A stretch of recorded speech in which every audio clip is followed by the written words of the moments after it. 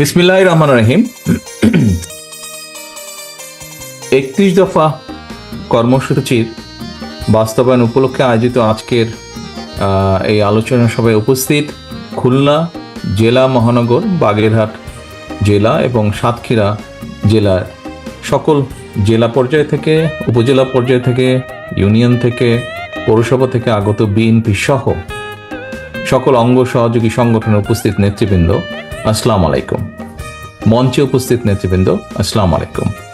আমি প্রথমেই আজকের এই প্রশিক্ষণ কর্মশালার যারা এখানে ঢাকা থেকে গিয়েছেন, জনাব জবিউল্লাহ সাহেব, ডক্টর পাভেল সাহেব এবং ডক্টর মাহাদি আমিন, তিনজনকে আমি অত্যন্ত আন্তরিকভাবে ধন্যবাদ জানাচ্ছি যে 31 দফার বিষয়টি আমাদের এই সকল নেতৃবৃন্দের সামনে সুন্দরভাবে তুলে ধরার জন্য, এক্সপ্লেন করার জন্য।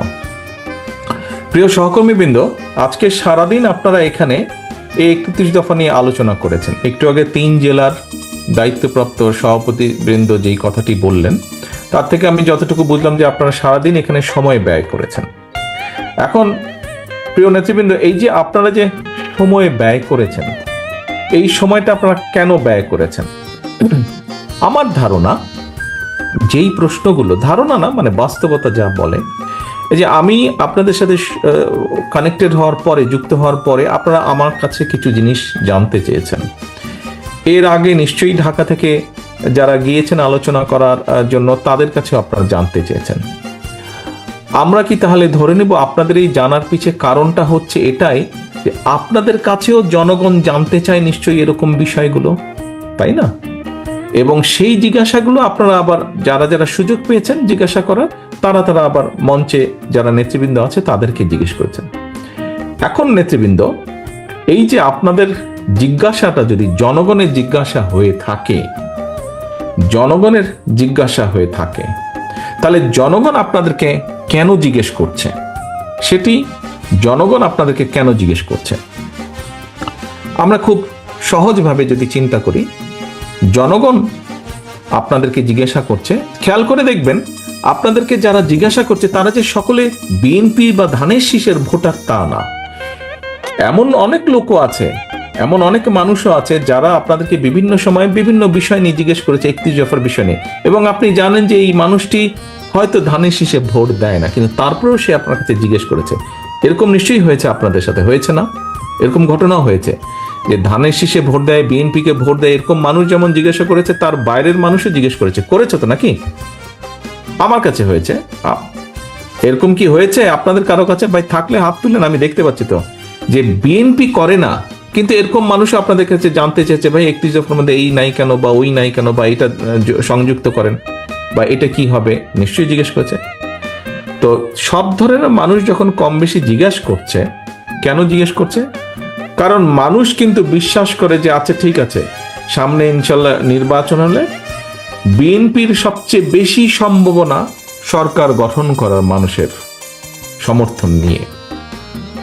বিএনপির সম্ভাবনা, বিএনপি নামক যে রাজনৈতিক দলটি, এই দলটির সম্ভাবনা সবচাইতে বেশি সরকার গঠন করে, এবং সরকার গঠন করলে এরাই মানুষের জন্য এবং দেশের জন্য কিছু করতে পারবে বলে মানুষের সেই আস্থা বা বিশ্বাসটা আছে।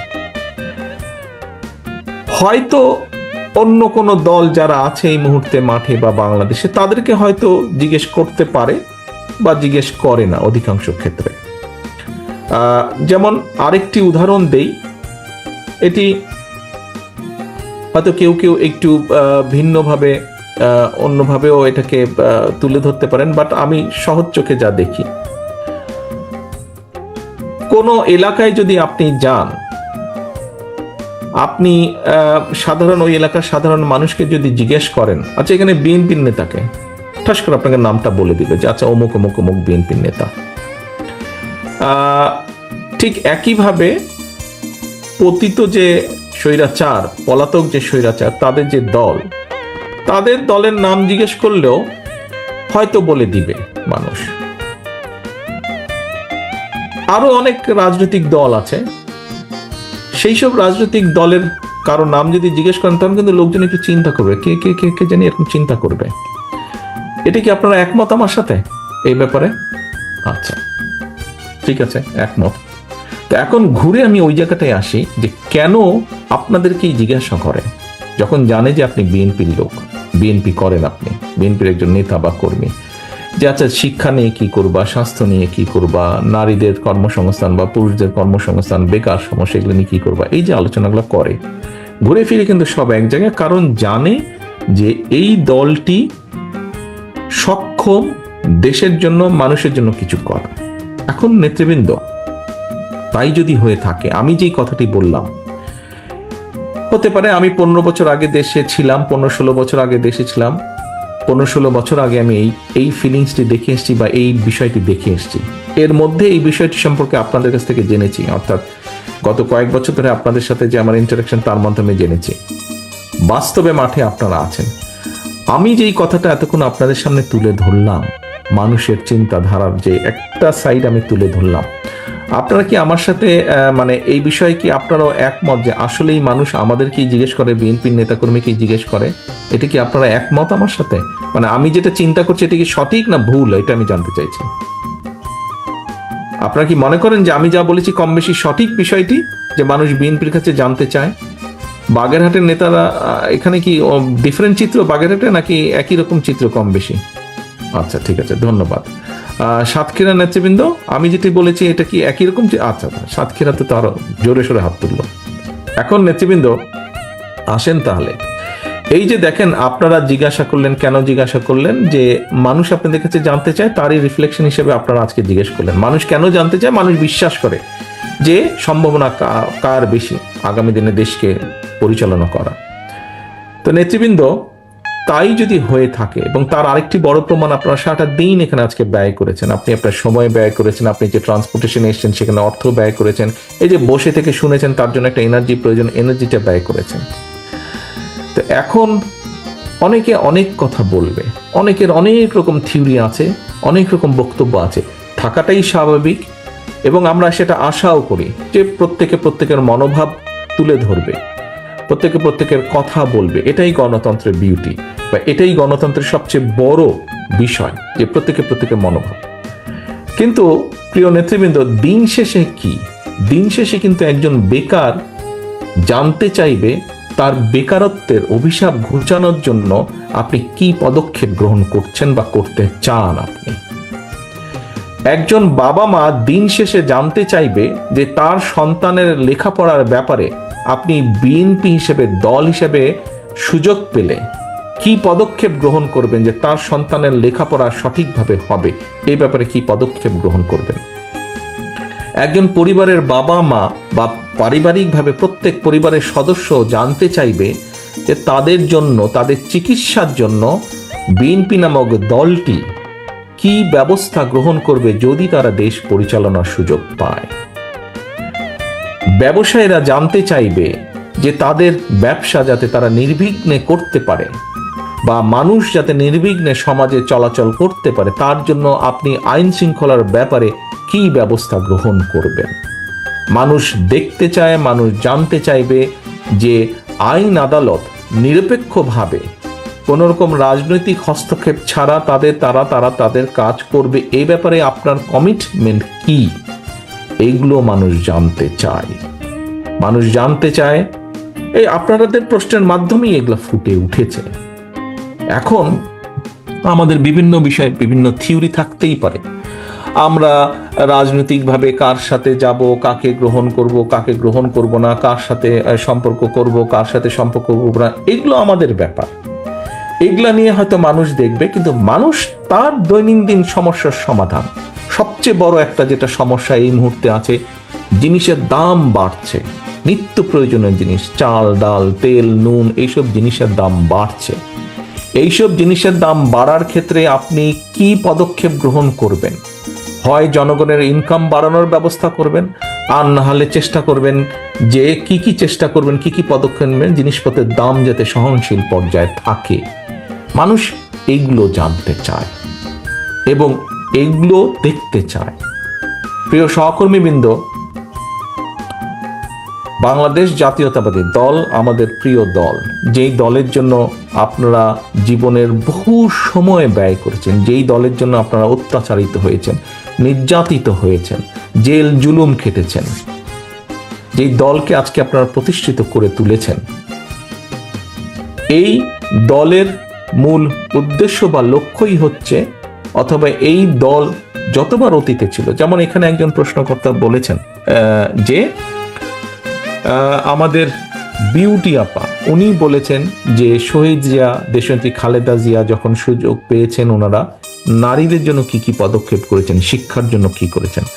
আরেকজন বলেছেন খুব সম্ভব মৃণাল কান্তি, উনি বোধহয় বলেছেন যে বিএনপি যখন সুযোগ পেয়েছে, এই যে বাংলাদেশে দুটো বড় সেক্টর বৈদেশিক মুদ্রা অর্জনের, একটি হচ্ছে গার্মেন্টস, আরেকটি হচ্ছে আমাদের প্রবাসী ভাইদের রেমিটেন্স, এই দুটোই কিন্তু শহীদ জিয়ার অবদান, এই দুটোই কিন্তু বিএনপির অবদান।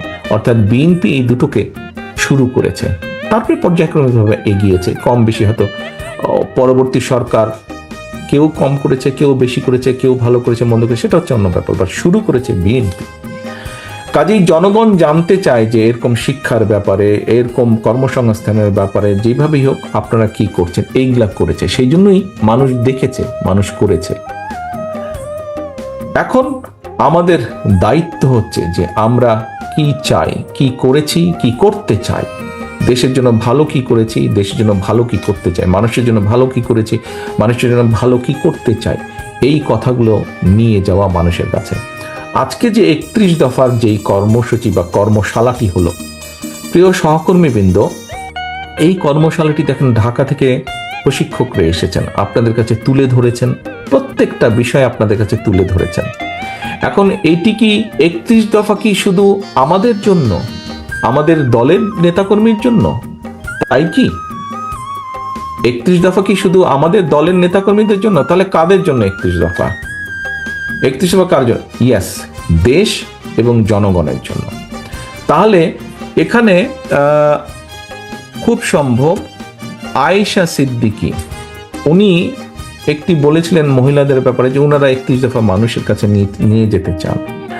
আমি বলেছিলাম যে এটা তো আপনাদেরকে উদ্যোগ গ্রহণ করতে হবে।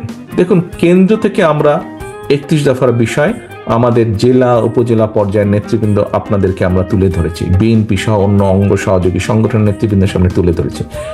এখন কিন্তু এটিকে নিয়ে যেতে হবে আপনাদেরকে।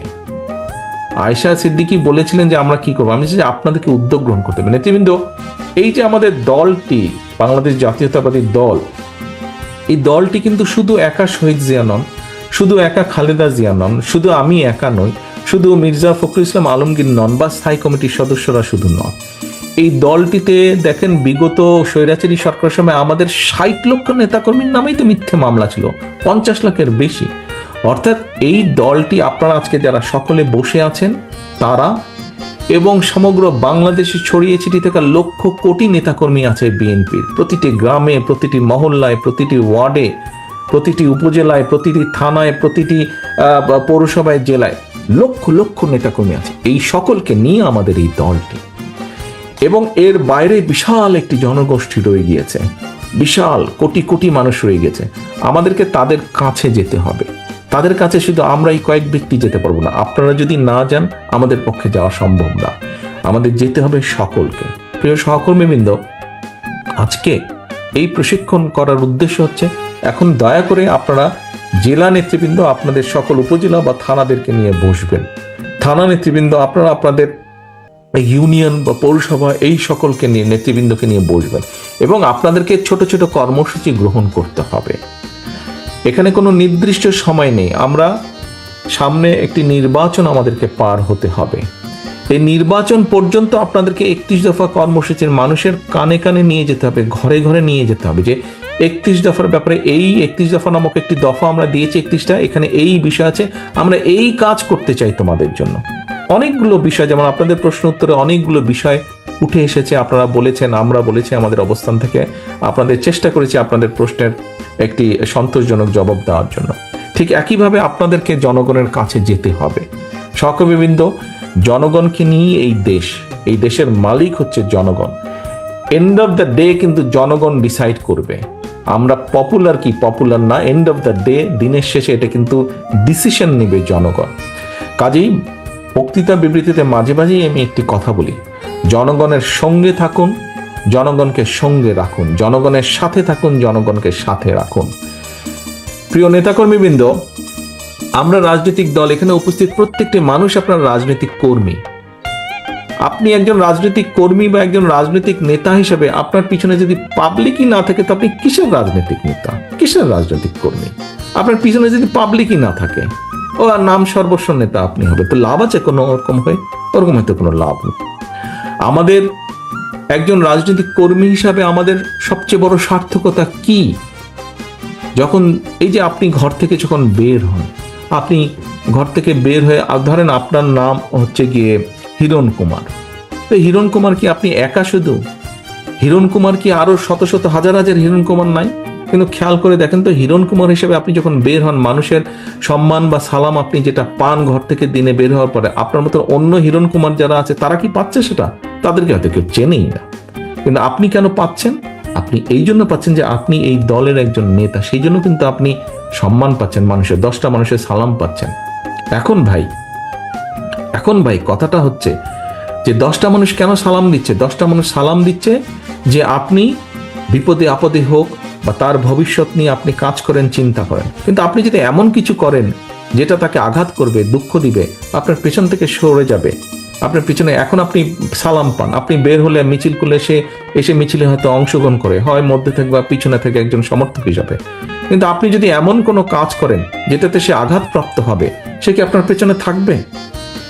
সে কি পাবলিকটা আপনার পেছনে থাকবে? সে যদি না থাকে তো আপনি কিসের নেতা? আপনি কিসের নেতা? এবং এখন কিন্তু মানুষ অনেক সচেতন। এবং সহকর্মীবৃন্দ, আপনাদেরকে আমি একটি কথা বলি, এটা ব্যক্তিগতভাবে নিবেন না। কথাটি হচ্ছে, দেখুন, মানুষ আমাদের উপর আস্থা রাখতে চাইছে, আমাদের উপরে, অর্থাৎ বাংলাদেশ জাতীয়তাবাদের উপরে। মানুষ অর্থাৎ দলমত নির্বিশেষে সাধারণ মানুষ যারা ভোটার এই দেশের, তারা বিএনপির উপরে আস্থা রাখতে চাইছে। এই আস্থা যদি নষ্ট করার জন্য কেউ কোনো কাজ করে, এমন কোনো কাজ করে যেটাতে আস্থা নষ্ট হবে, তাহলে ভাই তাকে তো আমাদের পক্ষে, আমার পক্ষে টানা সম্ভব না, টানবো না আমি তাকে শেল্টার আমি দেব না। এখানে দলকে স্বার্থপর হতেই হবে। কোনো ব্যক্তির কারণে, কোনো নেতার কারণে, কোনো কর্মীর কারণে যদি মানুষের আস্থা নষ্ট হয়, তাকে আমরা ওন করতে পারবো না। বিকজ আমরা বহু ঝড় ঝঞ্ঝার ভিতর দিয়ে আজ এখানে এসে দাঁড়িয়েছি, বহু অত্যাচার নির্যাতনের ভেতর দিয়ে এখানে এসে দাঁড়িয়েছি আজকে আমরা। কাজেই আমাদের পক্ষে আর সম্ভব না যে কেউ নিজের বিষয়, নিজের স্বার্থ নিয়ে এমন কিছু করবে যেটা দলের স্বার্থকে আঘাত করবে, ক্ষতিগ্রস্ত করবে, তাকে আমাদের পক্ষে টানা সম্ভব না। হ্যাঁ, অনেকে ইদানিং কিছু কিছু লোক বলার চেষ্টা করে যে দেখুন, আপনারা নয় কি করছেন, আমাদের মধ্যে কেউ কেউ করেছে, কোনো কোনো সদস্য ভুল করেছে, বিভ্রান্ত হয়েছে, কিছু কিছু আপত্তিকর কাজ করেছে, আমরা আমাদের দলের সাথে তার সম্পর্কটা ছিন্ন করেছি। এতে কি হবে? কেউ কেউ বলে এতে কি হবে সেটা হচ্ছে পরের ব্যাপার, কিন্তু আমি আমার অবস্থান পরিষ্কার করেছি। হ্যাঁ, হয়তো সবগুলা ব্যাপার আমরা এরকম আরো কেউ কেউ করছে, আমরা হয়তো সবগুলা ব্যাপার অ্যাড্রেস করতে পারছি না। যতটুকু আমরা জানছি আমরা সাথে সাথে ব্যবস্থা গ্রহণ করছি, যখন যেটা জানবো ব্যবস্থা গ্রহণ করছি, আমাদের অবস্থান পরিষ্কার করছি। এখন ওই যে বললাম, কেউ যদি বলে হ্যাঁ আপনি বের করে দিলেন, কি হবে? বের করে দিয়ে অন্তত একটি বিষয় আমি বলতে চাই, সেই বিষয়টি হচ্ছে সমাজে যে খারাপ মানুষ নাই তা তো না, ভালো মন্দ সবকিছু মিলিয়ে মানুষ, কিন্তু যে খারাপ তার সাথে আমরা সম্পর্ক রাখতে চাই না, যে অন্যায় করে, যে কিছু করে, তার সাথে আমরা সম্পর্ক রাখতে চাই না। অন্তত এই ব্যাপারে আমরা মুখে বলবো একটা, কাজে করবো আর একটা, তা নয়।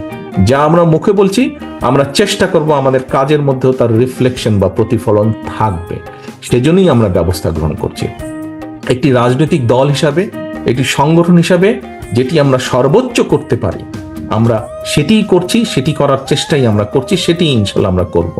এখন আমরা যদি আজকে সরকারে থাকতাম তাহলে আমরা যেটা করতে পারতাম, যারা এসব কাজ করছে দলের সাথে তাদের সম্পর্ক আমরা ছিন্ন করতাম তো অবশ্যই, একই সাথে দেশের আইন অনুযায়ী আমরা তাদের বিরুদ্ধে ব্যবস্থা গ্রহণ করতে পারতাম। কিন্তু সেই অবস্থানে এই মুহূর্তে আমরা নেই, সেই অবস্থানে এই মুহূর্তে আমরা নেই।